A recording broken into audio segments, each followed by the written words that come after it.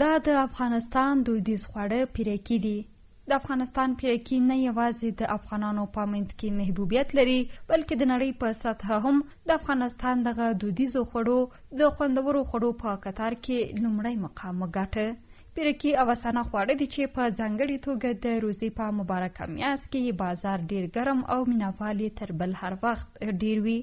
پیرکي له ډول ډول موادو لکه کچالو، ګندنې او کدو څخه تیاریږي چې په مختلفو ډولونو لکه په تنور، داش او غوړیو کې پخیږي. د پیرکیو کاروباریان وایي د رژیم بدلیدو د دوی کارونه هم اغیزمن کړي و، خو اوس د روژې د مبارکې میاشتې په را رسیدو سره یو ځل بیا ورو ورو د دوی کارونه هم مخ په ښه کیدو دي. د بین مردم مروج است. د خلکو په منځ کې دود دی. د هوساني په نوم دا یو مزیداره خواړه دي او حتی د نړۍ په سطحه هم لومړی مقام اخیستی دی د افغانستان پیرکیو.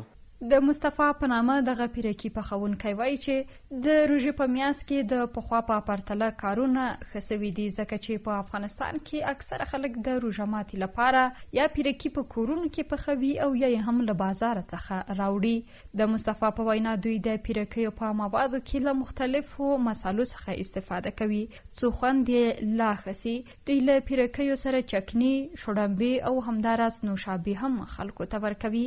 مصطفی وایي چې دوی یوازې ساده پیرکي نه بلکې ځانګړي پیرکي هم پخوي چې په ترکیب کې له غوښې استفاده کیږي او په قیمت هم تر نورو لوړ دي، خو اوس یې خلک ځکه ډیر نه اخلي چې اقتصادونه خراب دي او د خلکو مالی توانایي د پخوا په پرتله ډیره ټیټه سوې ده.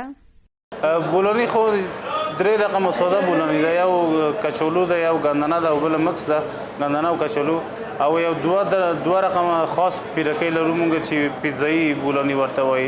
د پیزا غوندې پخه کېږي، هغه به غوښه لري، ساسج لري، ترکاري، هګۍ، هر رقم موادونه پکې لري. هغه اوس خو روژه ده، روژه خو نه جوړه، هغه ډېر وخت اخلي ځکه چې بیروار او رش مو ډېر ده، بیا روژه چې ختم شي په هغه باندې بیا جوړوو مونږ.